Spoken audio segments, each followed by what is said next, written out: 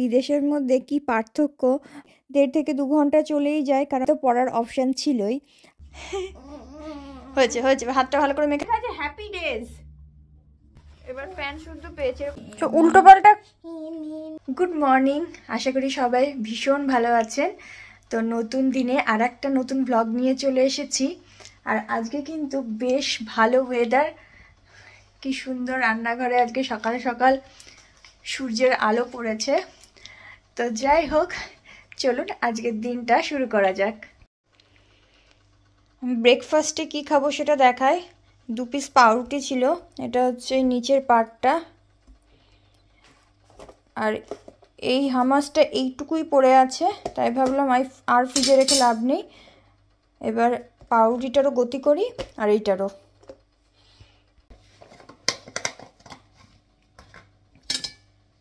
সকালবেলা পিনিকে স্কুল থেকে দিয়ে আসার পর বেশিরভাগ দিনই খিদে পেয়ে যায়, কারণ ওকে স্কুলে দিয়ে হেঁটে হেঁটে আসি। তো যতটুকুই হাঁটা হোক না কেন, ওইটুকু হাঁটলেই খিদে পেয়ে যায়।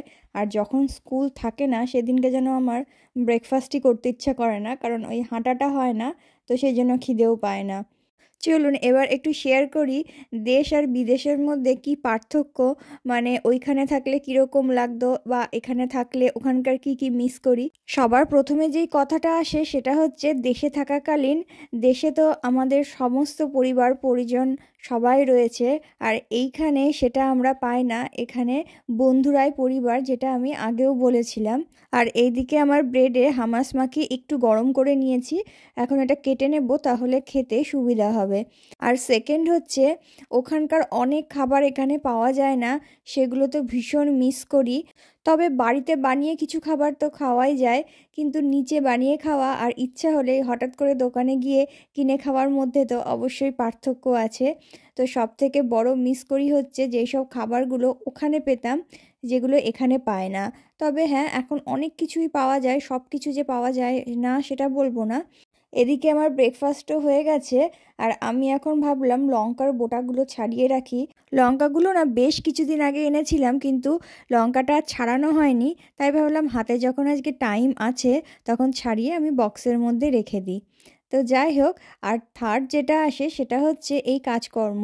এখানে নিজের কাজ নিজেকেই করতে হয়, কারণ ইন্ডিয়াতে আমরা যেমন বাসন মাজা, রান্না করা, ঘর মোছার এরকম লোক পেতাম, এইখানে তো ওইভাবে পাওয়া যায় না। তবে ক্লিন করার জন্য হয়তো সপ্তাহে 2 দিন কাউকে ডেকে ক্লিন করিয়ে নিতে পারো, এই রকম কাউকে রাখতে পারো। কিন্তু অবশ্যই আমাদের ইন্ডিয়ার মতো ওই রকম সমস্ত কাজ করে দেওয়ার মতো একটা লোক রাখলাম, সেরকম পাওয়া যায় না।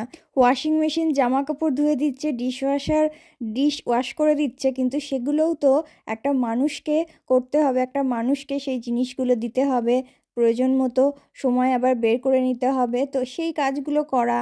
তারপর তো আরও কত কিছু কাজ আছে, গ্রসারি থেকে শুরু করে বাড়ির প্রয়োজনীয় জিনিস থেকে শুরু করে কিছু না কিছু হতেই থাকে, সেই সমস্ত কাজ করা। তারপর বাচ্চার স্কুল অ্যাক্টিভিটি, এই সমস্তগুলোতে দিয়ে আসা নিয়ে আসা, এগুলো ভীষণ বড় কাজ। আর এদিকে আমি ভাবছিলাম যে শর্টকাটে আজকে কি রান্না করা যায়। আর এই কুমড়োটা অনেক দিন ধরে হাফ কেটে পড়ে আছে, মানে একটুই রান্না করেছিলাম কোনো একদিন, তো আজকে ভাবছি কুমড়ো দিয়ে আর আলু দিয়ে আর পেঁয়াজ দিয়ে একটু ভাজা করব। আর এই রকম ভাজা কিন্তু ভাত বা বিশেষ করে রুটি বা পরোটার সাথে খেতে ভীষণ ভালো লাগে। কিন্তু অনেক দিন রুটি করা হয় না। আগে যখন অভিজিৎ অফিসে যেত রুটি নিয়ে, তখন রুটি করা হতো, খেতাম। কিন্তু এখন আর অফিসে রুটি যেহেতু নিয়ে যায় না, তাই নিজের জন্য আর রুটি করা হয় না। আর রান্নার পিছনে কিন্তু বেশ টাইম চলে যায়, মানে জাস্ট একটা পদ রান্না করলেও মোটামুটি 1.5 থেকে 2 ঘন্টা চলেই যায়, কারণ কেটে বেটে রান্না করা, তারপর বাসন মাজা, এই সব কিছু, বাসন মেজে তারপর রান্নাঘরটাও ক্লিন করতে হয়। এই সব কিছু করতে করতে মোটামুটি 1.5 থেকে 2 ঘন্টা তো ইজিলি চলে যায়। আর একটা জিনিস জানেন তো, যেটা মিস করি, যেটা হয়তো ওখানে থাকতে মিস করতাম না, কিন্তু এখানে এসে যেহেতু সেই রকম কোনো অকেশন পায় না, মানে আমি বলতে চাইছি ইন্ডিয়ান জামা কাপড় পরার যেহেতু সেই রকম অকেশন হয় না, হয়তো কখনো পুজো হলো বা হয়তো কারোর বার্থডেতে সবাই ঠিক করলাম যে ইন্ডিয়ান ড্রেসই পরবো, শাড়ি বা চুড়িদার, তখন হয়তো একসাথে পরলাম। তো আমার মনে হয় যে এই রকম অকেশন যেহেতু এখানে পায় না, তো সেই জন্য পড়ার ইচ্ছাটা আরও বেশি বেড়ে গেছে। যখন ইন্ডিয়াতে ছিলাম তখন হয়তো এই ইচ্ছাটা এতটাও বেশি ছিল না, কারণ ওখানে তো পড়ার অপশান ছিলই। আর এইখানে তো এই ড্রেসগুলো সেরকমভাবে পায় না, ওই ইন্ডিয়া থেকেই মনে করে গুছিয়ে আনতে হয় বেশি করে। তো সেইগুলো মোটামুটি স্টকে থেকেই যায় যতদিন না আর কি অকেশান আসে। চলুন এখন দেখায় যে বিনি কি করছে। আরেকটু নাও, আরেকটু নাও, নাও, বেশি করে মাখতে হবে সানস্ক্রিন, অনেক রোদ বাইরে। অনেক বেরিয়েছে, নে কি সুন্দর স্প্রে। গলাতেও মাখো, সব ওপেন জায়গাগুলো মাখতে হবে, গলাটাও ওপেন। গলাতে এখানে ভালো করে মাখো। ও কপালে মাখো, কপালে। হাতটা ভালো করে, বাবা পায়ে হয়েছে হয়েছে। হাতটা ভালো করে মেখে নাও, যেটুকু খোলা আছে। আচ্ছা, সুন্দর করে মেখে নিয়েছো। একটা প্যান্ট তোমার জন্য পছন্দ হয়েছে। কি লেখা আছে দেখো, লেখা আছে হ্যাপি ডেজ, সুন্দর। আর এটা এই যে 4 ইউরো ছিল, 2 ইউরোতে পেয়েছি। আর অনেকদিন ধরে খুঁজছিলাম তোমার একটা রেইনকোট। 4 to 5 ইয়ার্সই আছে। হ্যাঁ, এটা আমি 4 to 5 ইয়ার্স। এখানে এটা আমি। হ্যাঁ তুমি তো। 20 ইউরো ছিল, 10 ইউরো নিয়েছে। 10 ইউরো মানে কত টাকা বলো তো? 900 টাকা মতো। কিন্তু অনেক বড়, ফুটেই পারবো না। না, এটা তোমারই এজের, দেখো কিন্তু একটু গুটিয়ে পড়বে, দেখি একটু পরে দেখো।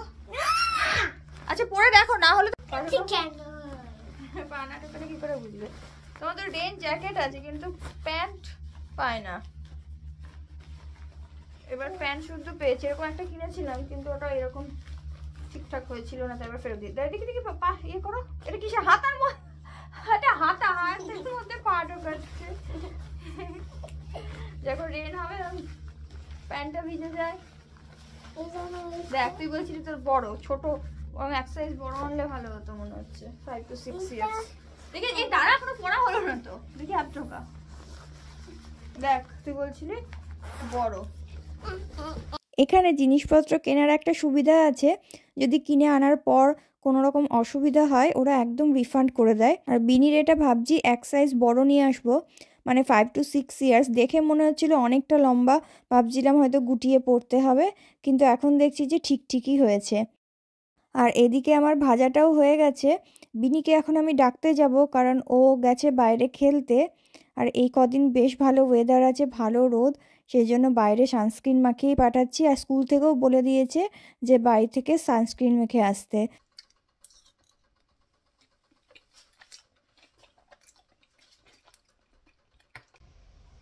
খেলার এমন ঘটা যে খেতে ডাকছি আসছে না।